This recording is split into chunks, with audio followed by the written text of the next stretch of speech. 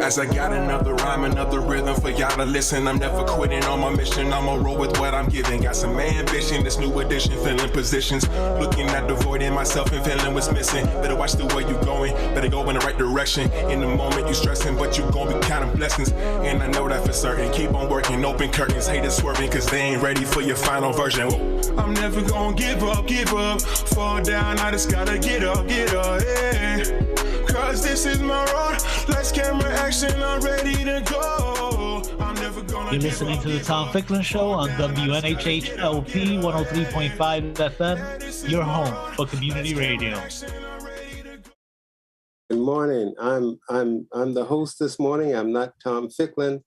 I'm Reverend Dr. Leroy Odinga Perry, and I'm here this morning to share with you and with our guests on autism, embracing the amazing. And we have with us Reverend Elvin Clayton, who is the pastor of Walters AME Zion Church in Bridgeport. And I want to send out a salute to the station manager, Harry Dross, and to Paul Bass, the visionary who has enabled the community with large benefits in terms of news and input for us in the New Haven community. Our special guests are Helen and Chase, and Roderick and Christopher, mom and son and dad and son. Amen. And they're gonna share with us their story. Part of what we're doing with this telling our story is to share with others what we've gone through, what we deal with, and what some have never experienced, but would be enlightening for our whole community. And I think it's just so marvelous that we have these two incredible young men who are going to be with us today. I'm just amazed by them. I'm fascinated by what they have achieved. And so I'm going to we're going to start with Helen and Chase. And Helen is the mother of Chase, and she's going to give us a little background information about the struggle as a parent. And then she's going to introduce Chase, and then she's going to maybe ask him a question or two, and then we're going to ask him a question or two, and then we're going to go with our next guest, which is Roderick and Christopher. Good morning, Helen. Good morning. Thank you, Reverend Perry, Reverend Clayton, and thank you for 103.5 for inviting Chase and I. So a little bit about Chase and I's journey, it was my husband Alan's journey with autism, is that we didn't find out Chase had autism till he's about 3.5 years old. And then from there, we just started trying to research, find out what the best services we could provide to him within the school system. So Chase's challenge was some was behavioral in the beginning, not speaking, not focusing, and just had some challenges with reading comprehension. And so we made sure that we sat down with the school system to have a conversation and what's the best services that will be in his best interest, especially with his speech, because he was non-speaking. He said words, so we don't say that he's non-verbal anymore because he did say words, but he was non-speaking, and he's still quiet to this day, but he does speak. And so the challenge is coming together as a team with the school system, having the conversations, and of course the school, they were also learning themselves. And so keep in mind, the school doesn't have all the answers. You as a parent have to do your own research, talk to the parents. That was very key for me. When I saw some individuals on the spectrum and they were very successful, I tracked down the mother or father and contacted them and say, how did you do it? And so I think it's very important as a village for us to share our journeys as we are doing today. And so with Chase, him not being, he had to go what's called to the IPP program with Dr. David Galloway to help with his behaviors, because he did used to fall out and he didn't know how to express himself. So he would cry or he might hit. And so we had to teach him, when you feel this way, or what that feeling was. Like we had to teach him, show him a picture of when somebody's crying, this is what it means. if someone's sad, this is what it means. So they used PECs back then. So they had to teach them what feelings were, first off. But because people on the spectrum can't always read a person's feelings, if they can't tell if you're happy or sad. So he was taught those things. And that was very key to him advancing to the next levels. So we had the conversations. He had speech therapy, occupational therapy, because he had a hard time holding a pencil. And so they worked on all those. So I'm telling those little things to parents, that some of those things, holding the pen, or even going to the bathroom, those are things that have to be taught to your child sometimes when they're on the spectrum. But then through the school system years, Chase he's still quiet, but he was being more engaged, and they saw that he was really smart. And so instead of him being bored in the school system because he knew how to read already, and he was advancing to some of his other youth, but they didn't want to move him to the next level, we had a conversation with the school system saying, okay, since he's advanced, why don't you have him read to the school, to the other students? And so that's what he did. So I'm saying that if your child is more advanced than other students and they can't relate to other students, have them somehow get involved with the other students by either reading a book to them or doing some tasks in the school system with the other students to engage them. So moving forward, throughout the years, Chase always had a one-on-one behavioral therapist. And it wasn't just because he had behaviors that were a danger to him. It was more so that his social skills weren't there. He wasn't corresponding and related to his peers. So he didn't know how to really protect himself as someone approached him. And I've heard some other stories of school systems talking to other students about how other kids are engaging with them in a negative way. And we weren't having that. And so Chase always had a one-on-one to help him not only to understand his schoolwork, but to also help him to navigate the school system and working with his peers. And now, Chase, I'm going to ask you a question. So Chase, you went from being non-speaking and having a one-on-one your whole life through pre-K all the way up through high school and into the transition program at Naugatuck Valley. And now you recently graduated from Naugatuck Valley cum laude, and now you are going to Central Connecticut State University independently without a one-on-one. And you just made the dean's list, which I'm very proud of you, independently with, getting seeking out help at the school system. So how was that transition for you that now you're independent? You don't have a Brandy with you. You don't have a Maud with you anymore. How does that feel? Well, it feels the same. And I actually like it. And I get to do things on my own by making choices on my own. Yeah. So that's really impressive that he's saying that. For people who don't know, it's even impressive for me to hear him saying that. So thank you, Chase. All right, Dr. Perry, you can ask the next question if you want. Okay, Chase, I was going to ask you about your what inspired you to write and to illustrate children books. A lot of stuff from my childhood, like computer games and software that I used to play with a lot and still do sometimes. And I also like animals, mostly the furry ones. And I just thought it would be nice to like combine them into like the same thing. How many books have you written? 3. 3, amazing, amazing. I have not written one book, and I can't figure out, people are asking me to write. I just don't have the inspiration, I guess, or the time or the talent, but I'm truly impressed by that. And I'm also told that your books were donated. Yes. To the Capital Regional Educational Council in Hartford. I know that must make you feel very proud and wonderful that your work is being shared by so many. That's awesome.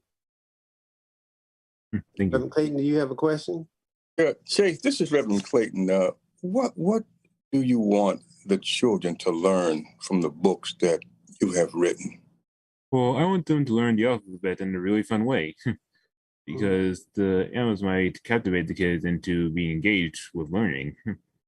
And it might be inspiring to have them write a book someday too. That is awesome. That is really awesome. Yep. Have you had the chance to speak with anyone that may have read your books? Yes, I was able to speak with some teachers and students and parents about them. All right. Yeah. And they can get your books on Amazon? That's right. That's amazing. To be an author. I want mine signed. I want a signed copy when I get my book. I want you to sign it so I can keep it in my special library.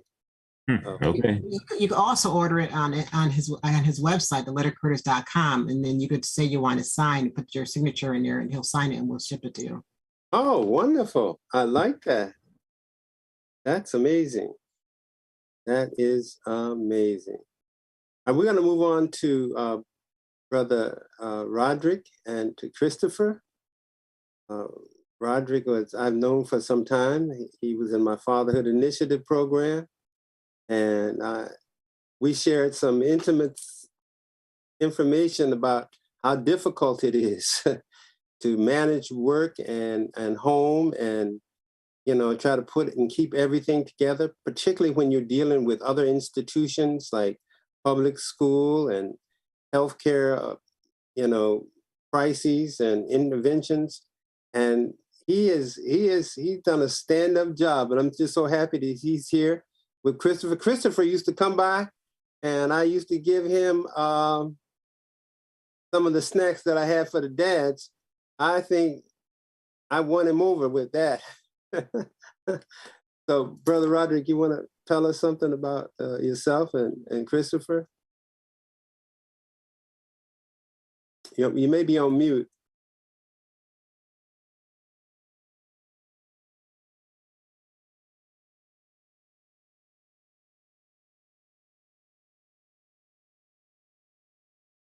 Yes. Okay, we got you. We can hear you now. Okay. You hear it? Did earlier with your phone. You hear me, guys? Yeah, I can hear you. Okay. I just can't see you. Well, it's been a long journey with me and Christopher. At 4 years old when he was diagnosed, but it's, I think the most scary part is when Christopher was a very kid. This kid would jump around, dance. His interaction was awesome. Even right down to our wedding, this kid would interact with everybody. We just felt that after he got sick, it just went reverse. He was going backwards, just not focused, then distance, then not staring at us. We didn't understand the situation. No one gave us any time to answers. Roderick, well, your audio is not very clear. Is there a way you can clear that up for us? Let me see. Hold on. Let's get closer to the iPad. Yeah. Can you hear me now? Better, yes. Okay, I took off the AirPods. So going through Christopher's reverse in this situation, we did a lot of stimming. We didn't really understand what was going on. We asked questions, and a lot of this was figured out in New York City. To us, we were told that he was never going to talk. So for us and for me, when I'll speak only about me, I was mostly going through a lot. I broke down mostly, trying to figure out what went wrong, what happened, and it was a lot to deal with. But one day I decided to get up, and I just didn't want to take that was going to be the answer for everything. So every time I came up with a concept, every time I looked up stuff, every time I looked at my son, I figured I'm going to find something to work with him. We moved out of New York, came to Connecticut. And after that, I just started getting help all over the place. It was something that being in the right place in the right time is what was needed to be done. And then that's what it was.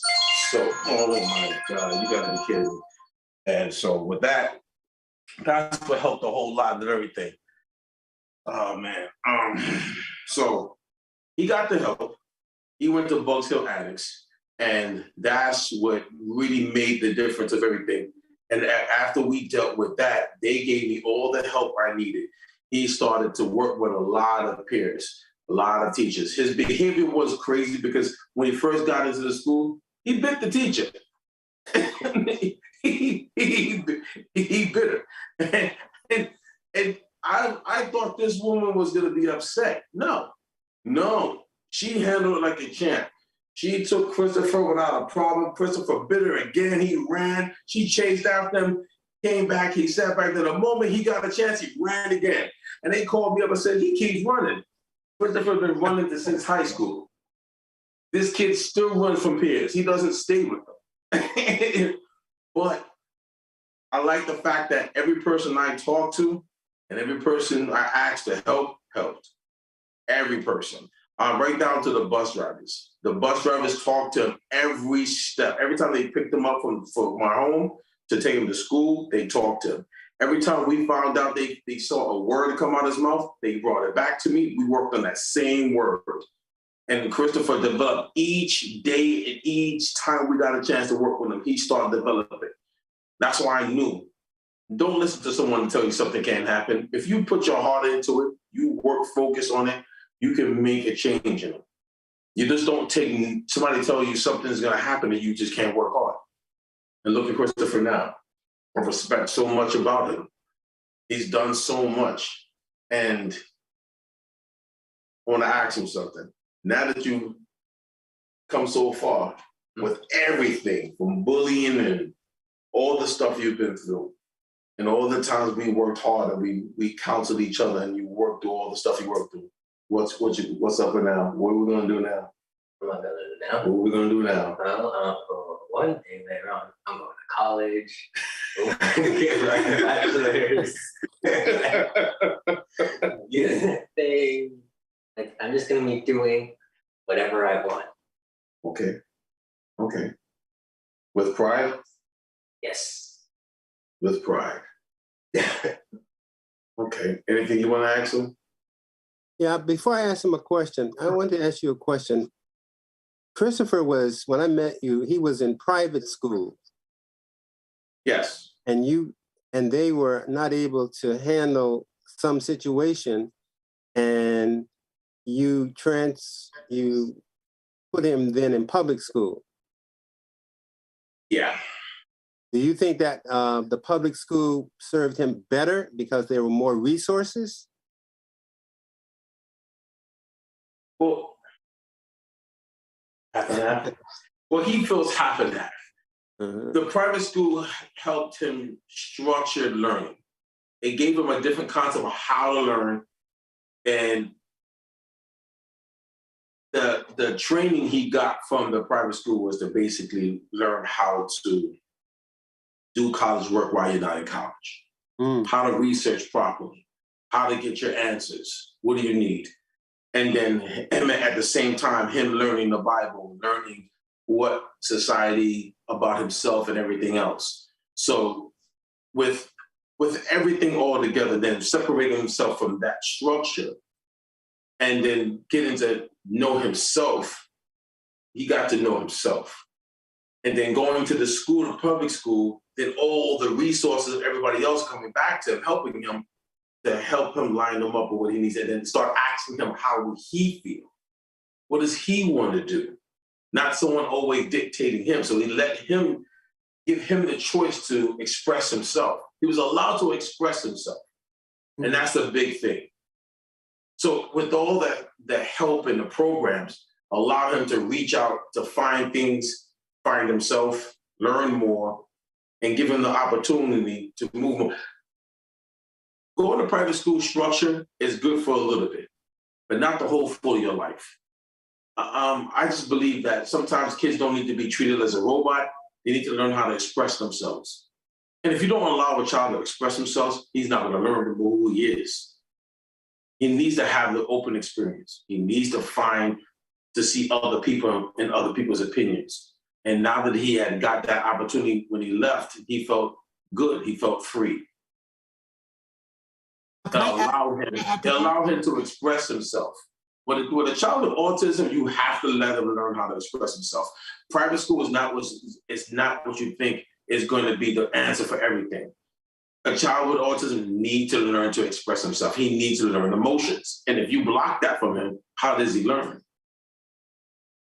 So if I can add to that, so private school is more a focus of academics, and they don't look at the social aspects of a person sometimes, especially if a person who is that different from them. That's just from my own experience. So I see exactly what you're saying with that. Academically, yes, they do prepare them more so in some of the public schools, but socially, they have some work to do. So Christopher, let me ask you a question. What does autism mean to you?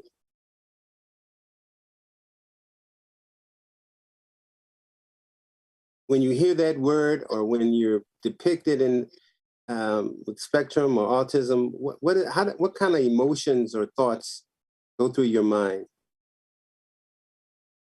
If I'm being honest, autism didn't usually mean so much to me. When I figured out I eventually had it, once I was able to like process things a lot better, I mostly sort of felt generally hid from people and trying to act the status quo of normal. Nowadays, if I tell someone, I constantly get, "You're autistic, but you don't look or seem to act like it." Well, that's because, I don't always like to bring it up. And two, I just don't show it, especially compared to like others. It's not something that I've always been proud of, because for the most part, it seems like people seem like they very much underestimate me at the moment they start to like to hear it, and they get some different opinions about me. And it's been a challenge. It seems like I have to constantly prove myself, prove I'm capable, and then prove another thing. So what I say is, I am proud to at least have it, because it wasn't for the fact that each time I had to improve myself, I would have never be the person I am today. Because it was the defining edge of my character. Christopher and Clayton, with the challenges that you've had thus far, who helps you in your daily life? Well, for one thing, I was saying my dad, right?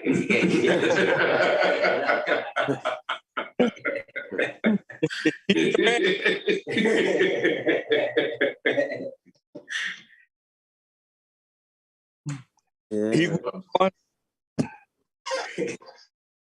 Chris. Yeah. Your father's number one. Is there anyone that you would like to share with us who have helped you navigate your life? Yeah, I've had a lot of teachers over the years. Some really did have a bigger impact than others, and when it comes to how they help shape me and just generally teach me things. I had a good relationship with a lot of my teachers. There were some rare few, but overall, they were all pretty good. I even had Miss Adams back in my old high school, which I graduated recently, always helped me out a lot. She would help me do with some research, some other issues regarding websites, setting up my things for college. writing my essay for a scholarship. She definitely had my back throughout most of my time in Manchester, despite the fact I didn't trust anyone. Yeah. And I made that perfectly clear from the first to the second year, yet she never stopped trying to help me. Yeah, she was stubborn. Let me just ask the parents a question here. You know, as a Black parent of Black male in America, it's already a challenge. When I was running my Boys to Men program, I would have this conversation with them about do's and don'ts, particularly with law enforcement, and even with being in the wrong crowd or at the wrong place at the wrong time. And I know it must be even harder for you parents. And Helen, I know that you have done some training for the Waterbury Police so that they can recognize that, you know, we're different, and yet there's difference within the differences, and that you need to be aware of that. And, you know, I know, Roderick, when you're not with your son and he may be in public, there must be this fear of what might possibly happen to someone who does not understand his situation, but is acting in the, you know, the good old boy fashion. So I'm just wondering, I'm gonna start with Helen, then I go to you, Roderick. Okay. So of course, I'm fearful with everything that's going on in the world. And I have to be honest, we're very overprotective over Chase. So it's not like he's too much out of our sight. And I do train the police officers in terms of how, and they're in the region, not just Waterbury, of how to engage and how our young men or women may not react to them the way they want to. And so I think that's beneficial from what I taught them. And they're very appreciative of it, because it's important that they know that when they come up to Christopher may not react to them as a typical person may. And so they have to understand that, not to take that personal, and to understand and that person's different and he has to handle that person in a different way. And so that's important, because, you know, I always tell them, don't take it personal, because when you get that personal feeling going on, you don't always make the right judgment. So I always say, when you encounter a person on the spectrum, do not take it personal what their actions are, because it has nothing to do with you, because they really don't know who you are. You're a stranger to them. We don't know how they were taught to interact with a police officer. So they have to be the ones that have to take the higher road and make sure they interact with our young men and women the correct way. What do you tell Chase in regards to what you? So pretty much everybody they know who Chase is, and Chase, and so with Chase is, it's very weird if he's by himself, to be honest. I mean, he's on the campus and everything. So Chase pretty much stays to himself. We're working on him and being more social, but the biggest thing is when we allow him to walk from home to work. And my husband was watching him, following him, make sure he got to work all right. But that was our big thing for us. So it's more of us as the parents. And so with Chase, when you interact with someone, we're telling them, like, you know, especially with girls, I tell them, to be honest with you, I said, if a girl comes up to you and they said they want you to touch them, don't touch them. If a girl, you know, if she wants to touch you, don't allow her to touch your body. I said, if a girl comes up, you have a conversation with a girl, have you talk to us about that person, we'll meet them. But because that's an issue too, because people will say things to our young men and they think it's okay, and not realizing it's not okay. And one of the other things is they have to be careful about what other young men tell them. Hey, it's okay for you to do this, when it's not. So they might say, to be honest with you, they might say, hey, go look at this porn site of the girls. And like, oh yeah, really? So they go look at the porn site of the girls, and this actually happened. And unfortunately, there was a minor in those pictures, and the young man didn't know anything about it. He didn't understand it. The FBI came to the parents' house, is going to arrest him. Wow. So it's very important that we do teach our young men what to be cautious about, how to interact with others, how to interact with the police, and to call us ASAP if anything were to occur, just as a high level for that. You know, when my daughter was small, I mean, in our culture, our parents always had these rules for us. You know, do not talk to strangers. Be careful who you hang out with. Be at home before the lights, the street lights would come on. Well, my daughter, I drove her to school. She was like 5 blocks, so I drove her every day to school, from kindergarten on up to high school. When she was in the 3rd grade, she decided she no longer wanted me to drive her because her friends walked to school. And so she said, Dad, I'm big enough now, I'm old enough, let me walk to school. I said, what about the rain? I don't care about the rain. If it's raining, I'll get an umbrella. I said, okay. So I packed her lunch, walked her out the door, watched her walk down the street, got in the car, followed her all the way to school. When school was out, the car was out there. If she wanted to walk, I would let her walk. If she wanted to ride, finally she decided it was better to ride than to walk. Yeah, And, it's just we're so overprotective, Reverend, and even with Chase, we should have gave him some more freedom, but it's just that fear, especially with everything going on. If anybody he's a tall African young man, anybody would encounter him, he's not going to know how to interact with them. If they say a certain thing, he might just, Chase, you could, let me stop speaking for you, but if someone encounters you in a bad way, I remember when you were in high school, in your school, I think somebody just said something, he actually hit him, and he's not violent. I didn't actually hit him. What'd you do? What'd you do? I forgot. I don't recall. Oh, okay. And so, Chase, are you concerned about being independently and walking around and going to, like what's going on the bus, for instance? The public bus. So that's challenging. So on a public bus, for instance, he had an aide with him, a mentor with him, and if a baby cries, Chase, that's a sensory for Chase, he'll stare. So if he stares at somebody on the bus, you know how people on the bus would say, like, who you're staring at. Right. Yeah. And so how is he going to react to that? He's going to say, well, nothing, or, I didn't mean to, but the person still might go for him with certain things. He's not going to know how to interact the way that a typical person would. So that's just one of our fears. So that's why, like you, we're very overprotective. Chase had a ride everywhere. He was on the bus. The bus came to the door. We did not allow him to walk to the bus stop. The bus came to the door his whole life and picked him up and dropped him off. Yeah. Helen, I know you would drop that pocketbook in a minute. Yeah, you know that. You know that. It's like, don't touch my baby. Don't touch my baby. Yeah, Christopher has some experiences like that too in the bus situations. But he kind of he told us to let him handle it. I guess he just didn't want nobody to make him feel like, funny, because you know how they do. You have autism. They don't want to. So he handled it. A lot of times he went up. Like we had we was on a hill, so we was on Wilkett and Howard. So his school bus was always on top. That's what scared us, because he wanted to go by himself with his sister, but he mostly watched over his sister while they both go up there.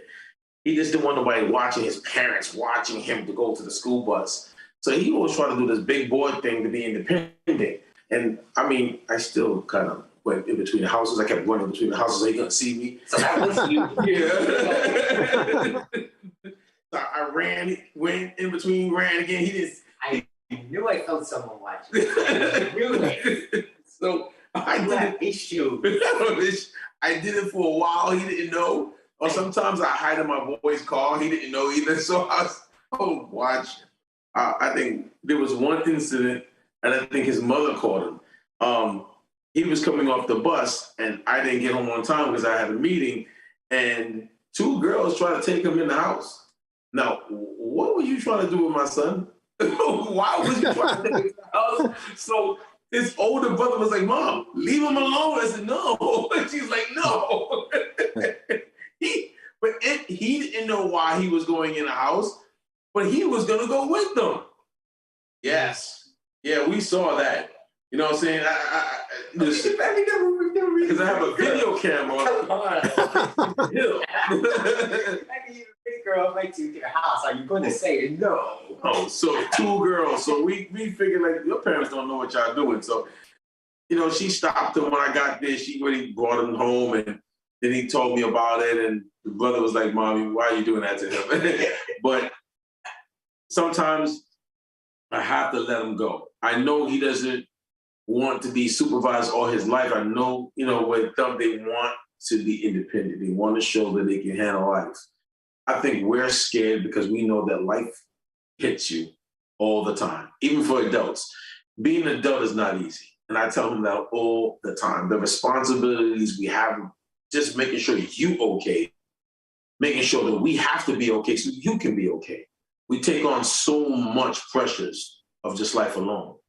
I mean, I just thank God that he's able to listen to adults, to take the experience, what they have to offer him, and show him things. He's always been a good listener when it comes down to listening to adults about their opinion about life. And he'll take it in and then he'll listen to you because he knows that you know what's going on. And I think that's what made me feel really impressed about his style of listening. Sometimes he like to reject me just to reject me. Like, Christopher, don't eat my sandwich. I come home, the sandwich is gone. You tell me not to eat the sandwich? I couldn't help myself. I was just really, really hungry. I could not resist. He just, It's a compliment, really, because your sandwich is so good. I had to reject your it's crazy. But after fight, I don't know about, is she going through it? Dude, they eat a lot. He eats a lot. The kids, they eat a lot. Roderick, you told me you taught him how to cook, right? And Helen also taught Chase how to cook. See, and it's a beautiful thing where they can come home and have some food. I brought him food, and he had already dinner ready waiting for me. I'm sitting there like, I said, I brought you food, though.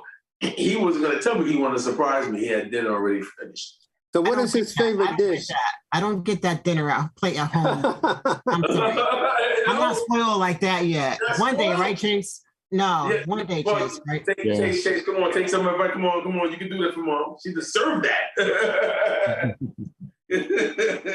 Now, in terms of cooking, you have to, I guess you have to do a certain amount of training because you're leaving them on a hot stove and, you know. Yes. Monitoring. There's been a couple of incidents. His stepmom basically tried to help him when it comes down to the stove because he's used to electric stoves. He's not used to gas. We moved into a place where it's now gas. So he walk away, he leaves it on. She goes, "What's that smell?" And he goes, "Chris, you cannot leave it on." So she's like kind of nervous now because now she's getting scared and she's like, oh no, we're gonna die. We're gonna burn it. He's gonna burn us out. I said, stop it. Yeah, we're always over dramatic. It's always, the parents always over dramatic. Yes. I'll take that. You know what I'm saying? but now it is dangerous though. That gas stove is dangerous. It's dangerous. So, you hear what she's telling you? The gas stove, because especially on individuals on spectrum, sometimes they click it on, they walk away because they're not focusing because they got something else in their head, and it's not lit. And that gas could kill the whole family. So right. Gas is important, and it's a very serious thing. And he's gotten good. But we did put another smoke alarm inside the kitchen. Get that carbon monoxide one. Get the carbon monoxide one. Oh no, I got the both. Okay, that's good. We have the none. No, I hate those things. Oh, listen, he don't like the sound. Do you go through that with the sounds? He had high pitches. Sensory, yeah, they have sensory. Yeah, definitely with the sensory. Definitely the high pitch. He doesn't like it. He's gotten better, but he's gone back to it again. But you know, Roderick, that's an interesting thing you brought up. I don't think that we've really talked about that at all because I'm wondering if there are triggers for Chase and for Christopher of people or things that can cause them to get discombobulated or, you know, get out of whack. Yeah. And I think Helen, and let me just say this, Helen, what you said about teaching Chase about women touching and him touching women. I think that is so important because people can misread that, and before you know it, they can think that they've been assaulted and they'll get arrested. I mean, it can be a horrible ending to that. So I think that some of the training that you guys have been given are just phenomenal. And because you got two amazing young men, college, Chase has finished and he's got a associate's degree and graduated cum laude and now on the dean's list at Central Connecticut. That's just amazing. Yeah, and Christopher is taking courses at Yale. That's amazing. I think that's why we wanted you to be on the show, because we wanted to show people what the parents go through, but also what these young men have gone through and the achievements that they have made, which I just think is just remarkable. So are there any triggers, guys, that people making faces, people staring at you, loud music? Are there triggers that bother you? Oh, I don't know about Chase, but my triggers aren't exactly, obvious. They're like rare case scenarios about where they can actually trigger. I don't usually share it, not even really with my dad. But yeah, there are some stuff that can bother me. Though for some stuff, I don't know why it bothers me so much. It's just something that developed over time. Like for instance, for some reason, I get triggered whenever I hear someone else's heartbeat. I don't know why. It's just something that happened over time at a certain point of a year in my life. And then when I just hear a heartbeat, I just feel like I'm going nuts until it stops.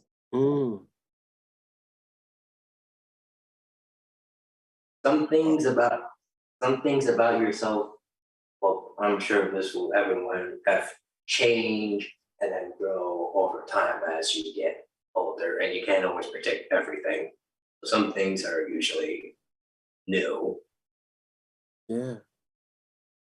Sometimes loud noises, like my daughter has a puppy, and every time they do the 4th of July, that puppy goes berserk.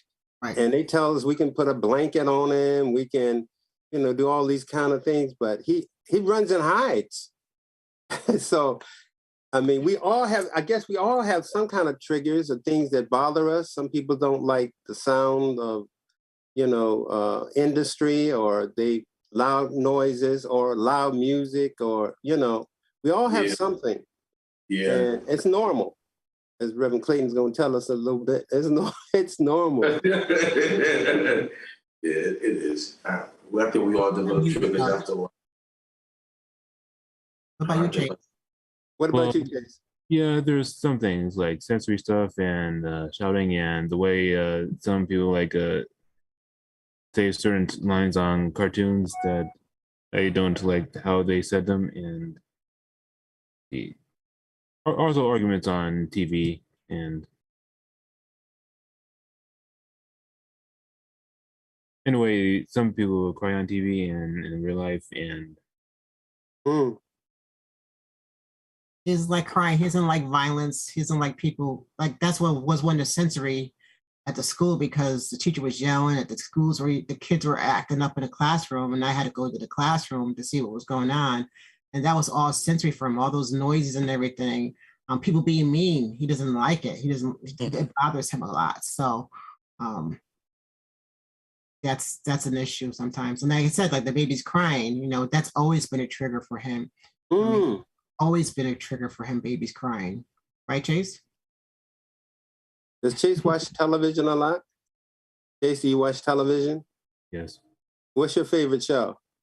Well, SpongeBob. Go ahead, say it. You can say it. Oh, there's also Blue's Clues and Total Drama and Looney Tunes and a few others. All cartoons. Hey, Chase. Now you watch TV, but you have your own talk show and your own website. Can you tell us a little bit about that? Oh, yeah. We have a talk show called The Social Chase where we interview people who have children on the spectrum, or if they're on the spectrum. Well, and we discuss how they go through their struggles. That's great. That's great. Wow. Wow. And what do you do with your website? How's that going? I actually don't know. No, Hmm. the Letter Critters website, Chase. Oh, well, so far we just have the books on the website for Great. people to buy. And we also have a t-shirt store where you could design your own t-shirts with letter critters on them. Mm. What do you have free on a website, Chase? You got free stuff too. Oh yeah, there's also free coloring pages. And And all your interviews, he did a a nationwide PSA commercial for Autism Speaks, and some other commercials for Special Olympics. Mm. yeah. All right. All right. So both you and Chase, you and Christopher have been a part of the Autism Walk. Yes. Mhm. How do you find that? Is that nice? Well, I'm biased because Al and I are the ones that brought it to Waterbury. Yes, I know. We're the founders of it, so I'm very biased. It is. So, we brought it to Waterbury because we wanted to be more of a community-based walk. And so we used to go to the Hartford Walk, and it was nice. But we didn't see a lot of people who looked like us there and who were traveling from our area there. So we talked to Autism Speaks, and we brought the walk to Waterbury, and we make sure it was community oriented. So that was very important to us. It wasn't just about raising funds. It was about people coming together, having conversations, and also seeing different resources, and just making them feel accepted and be who they are that day, and no judgment. So, and Chase loved it because he gets a lot of attention. People say it's Team Chase and friends. And one of the things with Chase that like autism is just part of his life. It's always been part of his life, and so he's always been accepting of it, and he doesn't care what anybody thinks about it. And so that's always been easier for us. So he's used to being in the forefront of it. So do you think that because of the autism walk that more people are aware of the children and people with autism? Oh, definitely. I definitely think that we were able to get the whole school system engaged. For the first time, we were able to get Autism Awareness Month in the school systems. And that was amazing. I left, they don't do it as much, but that was amazing. Even in Chase's high school, they had an ambassador program. It had Light of the Blue Day, and all the students got involved. It was during lunchtime, and the ambassadors were neurotypical with the neurodiverse, and they had activities, and it had signs all over the place. And his behavioral therapist was amazing. She got all the kids engaged. They did a little photo booth. It was just so amazing. And when you touch people like that, the neurotypicals, that's going to go on into their adult life. And so that's what's important. We have to make sure we're inclusive and make sure and engage and make sure they're accepted and understood. We only have a few minutes left, and Reverend Clayton has a little statement, and then we're going to ask both young men what their vision is for the future, and then we're going to tiptoe away from this. But it has definitely been an awesome pleasure having you guys here. So, Reverend Clayton, you had a statement on. Okay. It's so important for our audience to understand that all of us are unique in our own way. We have two gifted young men with autism, but they're different. And some people kind of want to lump all person with autism in one place. But they're just as different as the rest of us. Some like sports, some like music, some can be authors, and some are authors. The spectrum is so wide.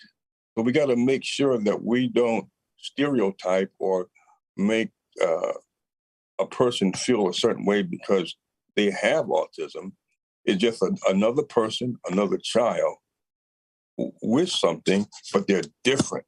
They're special. And as we can see today, we have two young men that is doing a marvelous work.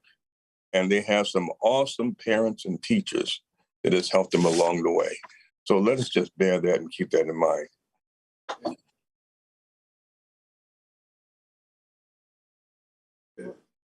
So let me just say this: the Yale Center for Clinical Investigation, we really have been working hard to learn more about autism and spectrum, and we've also realized that we need to be advocates for parents in communities of underserved people and people who are suffering. And so we are just so grateful that we're able to make our public aware through this medium here with WNHH and this telling your story. So again, we're so happy, and we're just going to close with you two guys, and then the music is going to play after you finish. So we'll do Chase first. What is your vision for the future, Chase? And then sorry. Well, I see myself making lots more books about my characters and having a TV show on TV or on the web about them. Awesome. I wish I was your manager, but anyway. I'm looking for one.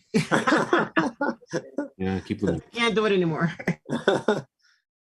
Christopher, what's your vision for the future?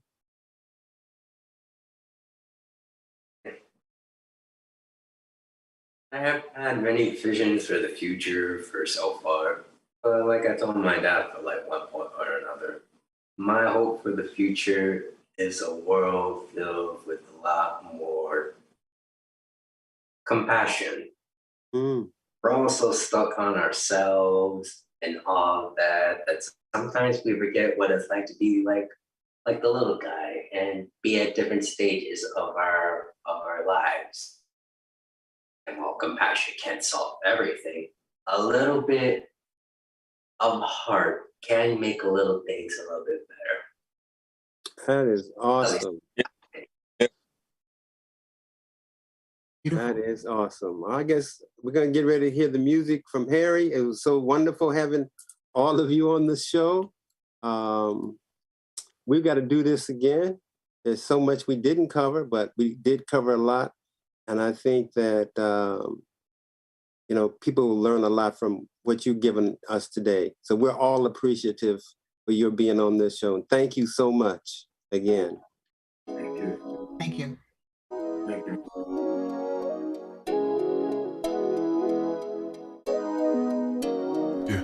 As I got another rhyme, another rhythm for y'all to listen. I'm never quitting on my mission. I'ma roll with what I'm giving. Got some ambition, this new edition, filling positions. Looking at the void in myself and feeling what's missing. Better watch the way you going, better go in the right direction. In the moment you stressing, but you gon' be counting blessings. And I know that for certain. Keep on working, open curtains, haters swerving, cause they ain't ready for your final version. I'm never gonna give up, fall down, I just gotta get up.